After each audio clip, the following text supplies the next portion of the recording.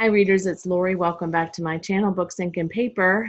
I have a book haul today.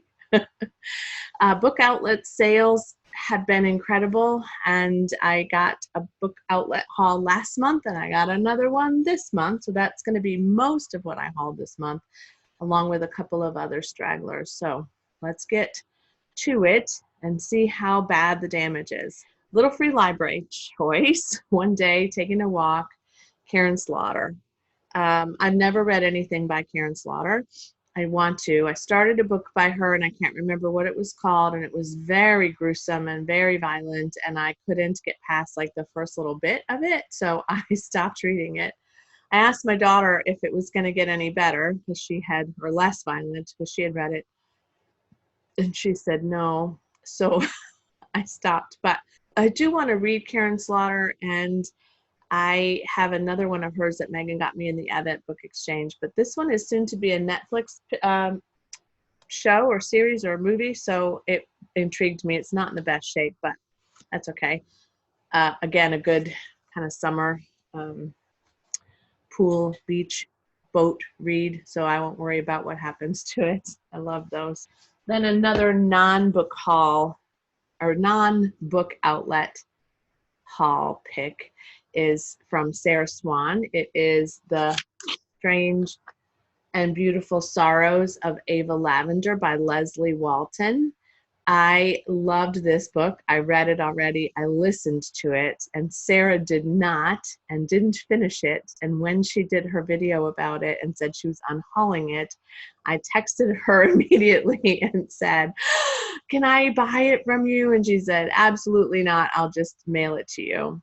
And she did. And she sent me the sweetest little note and said how pretty it will look on my new shelves, and that we would see each other soon because we get together virtually with some friends.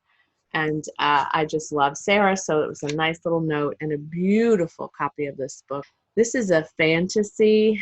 It's a bit of a fairy tale with a lot of humanistic reality pieces to it. So that's a weird way of describing it, but my daughter just finished it and loved it too. It's a story of a girl who's born with wings. So you have to suspend your belief that that shouldn't happen. And it's the story of her family and how her grandmother and then her mother and her, and how all of this evolved and changed and what all of their uniqueness was. It is not all a happy story. Lots of tragic things happen to this family over time. And yet, I don't know, there's just something about it that I thought was lyrical and beautiful, and I enjoyed it so much. And this cover with the coppery, shiny, I don't guess you can see it, but oh, it's just lovely. So happy that that will be on my shelves, and do plan to reread it. It may be better to listen to, is since Sarah was saying she just couldn't get into it. I don't know, but I had no issue listening to it for sure. Okay, book outlet. You know, I love me some Laura Childs when I am in the mood for something light and I don't have to think hard and it's just predictable and cozy. And so I got Pico Most Poison and Plum Tea Crazy. These are somewhat recent, I think, and I don't have a lot of hardbacks of hers, and I do love to have some of those, and they were like $3 or $4. I don't even know that they were $3. They were very cheap. So I got both of those. Theodosia, Browning, Murder Mysteries, Tea Shop, Charleston, History, same characters. Like I said, very predictable, very quick reads. They're just fun for me.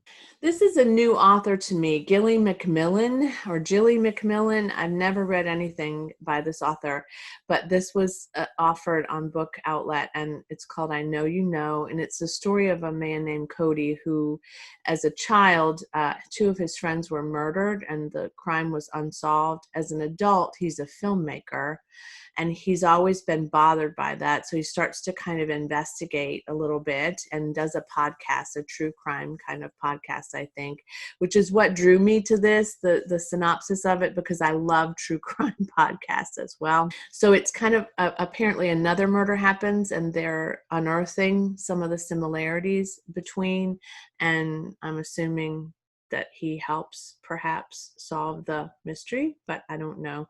Sounded good to me. Domestic like thriller. Yeah. And then The Perfect Mother by Amy Malloy, also a new author to me.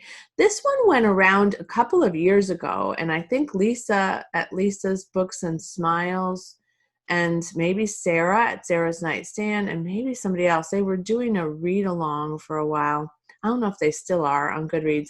And this was the pick once. It was also the pick for the Bookworm Bitches, I think, one month. And I was interested in it, but I never got it and never picked it up. So this was also on sale. Of course, everything's on sale at Book Outlet, but this follows a bunch of moms who have all had babies in the same month, which is kind of funny because that sort of happened on my street in Illinois when I was born. But there was a blizzard about 9 months before. Anyway, they all get together a lot. So they have kind of this friend thing happening. And one of their babies goes missing from her crib, I think while they're out together. And so this is the story of that and maybe some secrets, since it says The Perfect Mother. I don't know, but it seems good to me. And I remember the folks that were reading it in the book club liking it. Then Lindsay at Lindsay's Little Library recommended this, and I saw it and said, yes. Fierce Kingdom by Jen Phillips is again, thriller. I got a lot of thrillers this time. A thriller. A mom and her child go to the zoo where they go a lot. Apparently they have season passes like we do, and they go a lot. And right at closing, they're getting ready to leave the park, and there's a terrorist and something, I don't know if there's a shooting, but something happens in the park, crime, and she and her son have to hide and stay hidden and really flee around for their lives to try to get out and away from this person. It's fast paced. I love these kinds of novels that are set like in one period of time, one short period of time. No Exit was one of them for me. 11 Hours, while not a thriller, was also set in a very short period of time. I love those. They're usually really fast reads for me because they're so fast paced and because they're moving through the story really quickly, and you're not settling on, day after day detail. I think it's going to be great. I also love this cover. It's just gorgeous. So this is going to be a soon read for me, I would say. That one's probably at one of the top of my list of books that I hauled from Book Outlet. This is an interesting one that I think it was on my to-read list, but I had no real memory of it. But it's called The Book of Speculation by Erika Wyler. And this follows a man whose parents are dead, and his sister has also died, I think. No. His parents are dead. His sister ran off to join the circus, and he hasn't seen her for a while. His mother was a mermaid with the circus and drowned in the area where he now lives. And one day on the doorstep of the house he lives in, which I think is the family home, he finds a book, and it's water damaged and old, and it's from the 1700s, and it's a story about a circus mermaid drowning, and apparently this curse on this family where they will all drown or something like that. It sounds fascinating. I love this cover. It's hard for me to tell you exactly. I mean, it's got like little, somebody's handwritten behind it. It's beautiful. But it just intrigued me. It's a kind of an intriguing story. And Sarah Gruen, who wrote Water for Elephants and At the Water's Edge, gave it a great blurb recommendation. So, I'll take a look. I don't know. It did okay. I mean, I did check the ratings on Goodreads for all these. They all did pretty well. They all stood the test for me. And then Catherine Howe, I love her. And this is The Daughters of Temperance Hobbs. And this is another book in this kind of series about witches and the magic. The Physic Book of Deliverance Dane was the first book of hers that I read, and I've read another one since, and this would be the third. And I have a couple more by her.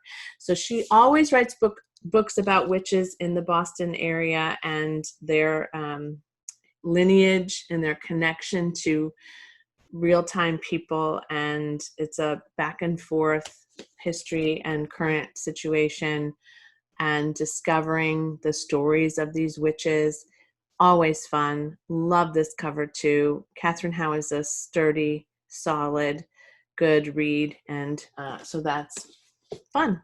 And I didn't even know that that was a thing until I didn't even know she had a new book out. And so I wonder when this was published. The other thing I like about Book Outlet is that the books that are on sale don't always have to be older books. So this was published in 2019. Yeah, so it came out last year. And going to add it to my kind of magical horror collection. It's not really horror, but I keep all that together. And then maybe my favorite find and the weirdest find of all. And it was like $2. Not even kidding. The War Bride's Scrapbook by Caroline Preston. I am such a fan, as you know, of scrapbooking and World War II, and the connection between scrapbooking and World War II is clear. There were scrapbooks made by men and women fighting, as well as men and women who were back in their countries waiting for their loved one to come back. And so it's a thing. It's a thing that happens a lot. So this is a story told in pictures. So essentially, look at this. Essentially, it's like a scrapbook story of this couple. I cannot wait.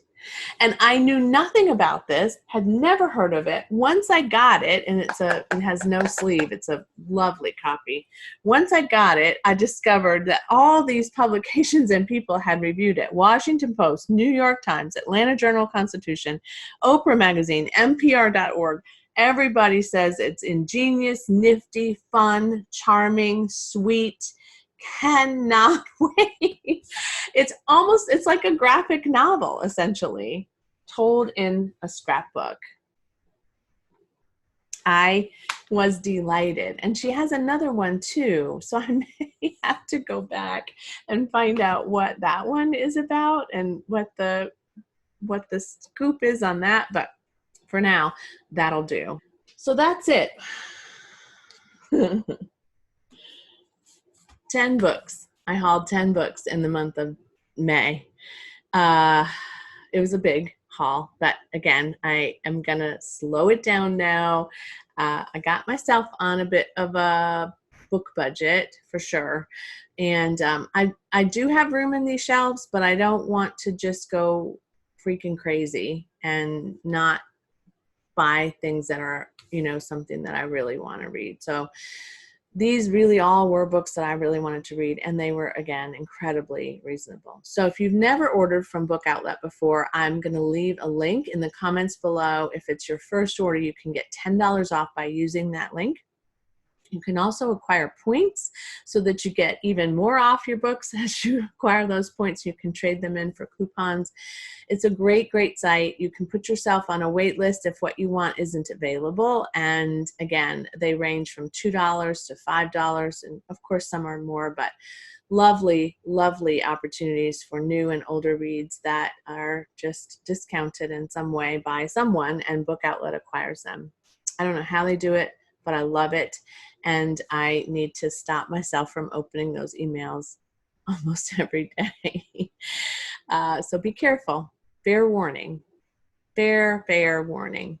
So much. Let me know if you've read any of these books or if they're on your list to read as well. And as always, happy reading. Bye.